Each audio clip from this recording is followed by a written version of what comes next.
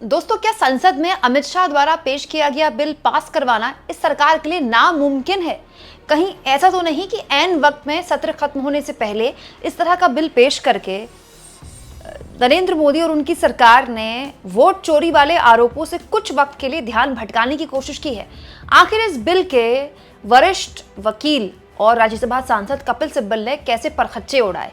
दोस्तों, अमित शाह ने बिल तो पेश कर दिया जिसके जरिए विपक्ष ये आरोप लगा रहा है कि ये बिल अगर कानून बन गया तो विपक्ष के जितने भी मुख्यमंत्री हैं उनके लिए सरकार चलाना मुश्किल हो जाएगा, क्योंकि जब सरकार चाहे, केंद्र की सरकार चाहे, उनको किसी भी मामले में फंसाकर उनको पद से हटा सकती है। ये विपक्ष का आरोप है। और दोस्तों, इसको लेकर संसद में काफी हंगामा वगैरह भी हुआ।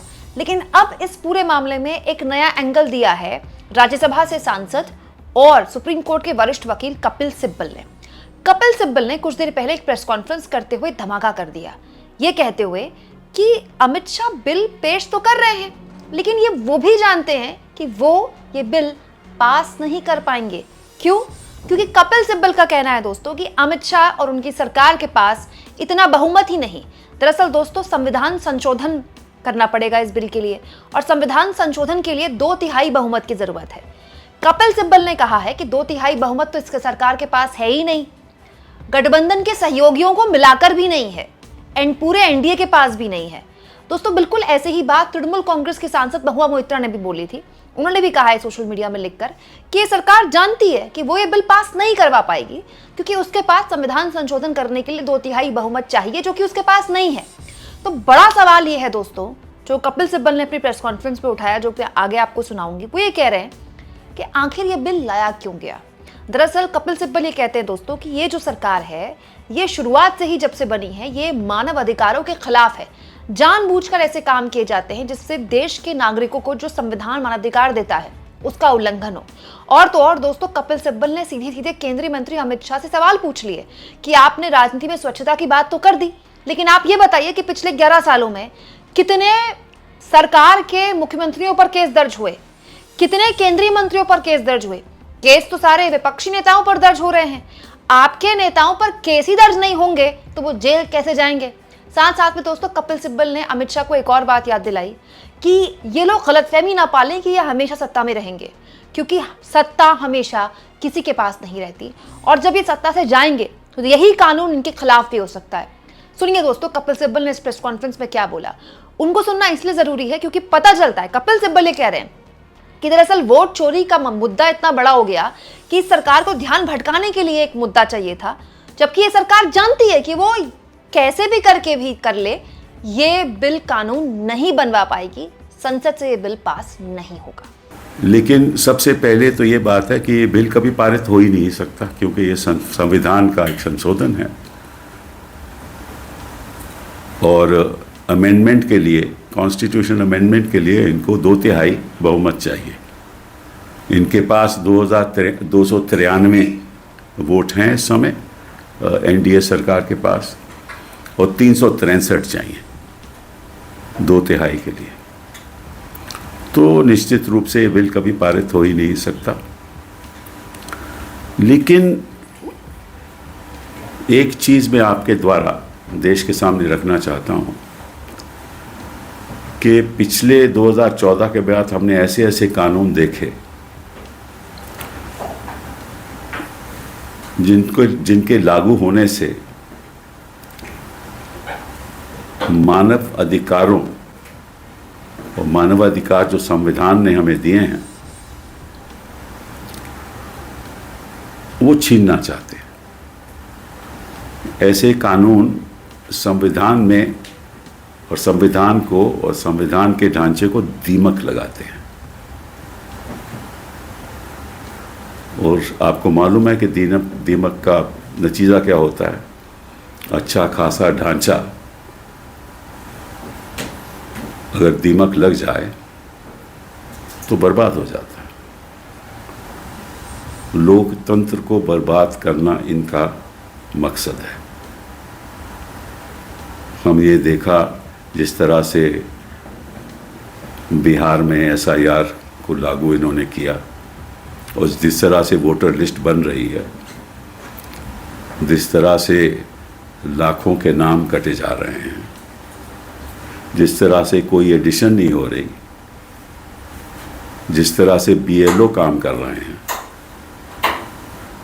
जिस तरह से इन्यूमरेशन फॉर्म भरे जा रहे हैं बिना कोई दस्तावेज के और अपलोड किए जा रहे हैं, और बीएलओ कह रहे हैं कि बीडीओ के आदेश हैं, वो भी वोटर लिस्ट में दिमक लगाना है। अगर वो ही तो ढांचा है जिसके आधार पे लोकतंत्र चलता है, वोटर लिस्ट को दिमक लग जाए तो इलेक्शन होगा कैसे?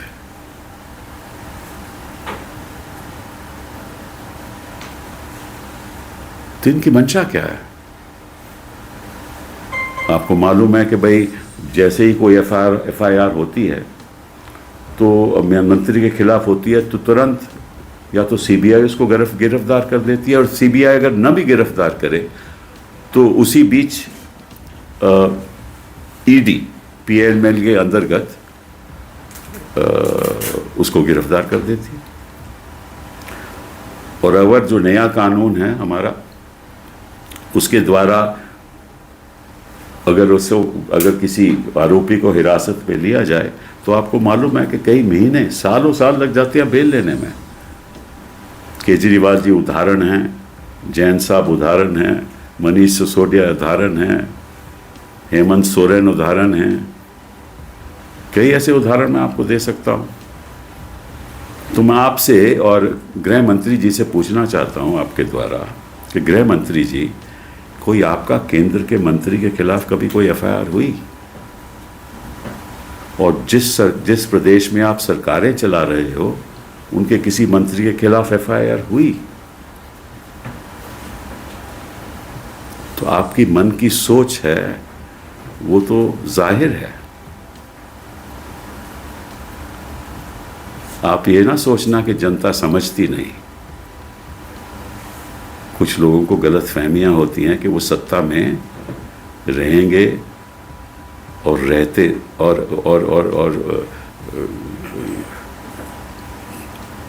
कभी ऐसा मौका नहीं आएगा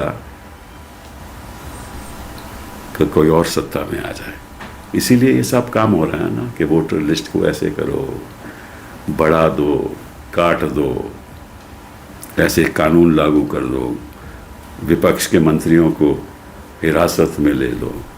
और अब तो नए कानून के अंदर, पहले तो था क्रिमिनल प्रोसीजर कोड में कि 15 दिन के अंदर आपको जो भी करना है करिए, इन्वेस्टिगेशन कीजिए, और उसके बाद उसको जुडिशियल कस्टडी में लिया जाता था आरोपी को। अब तो इस कानून के अंतर्गत जो 15 दिन है ना, वो किसी 90 दिन तक या 60 दिन तक आप उसको हिरासत में ले सकते हो। मतलब कि 2 दिन, अब 4 दिन, बाद में 15 दिन, ऐसे एक्सपैंड हो जाते हैं।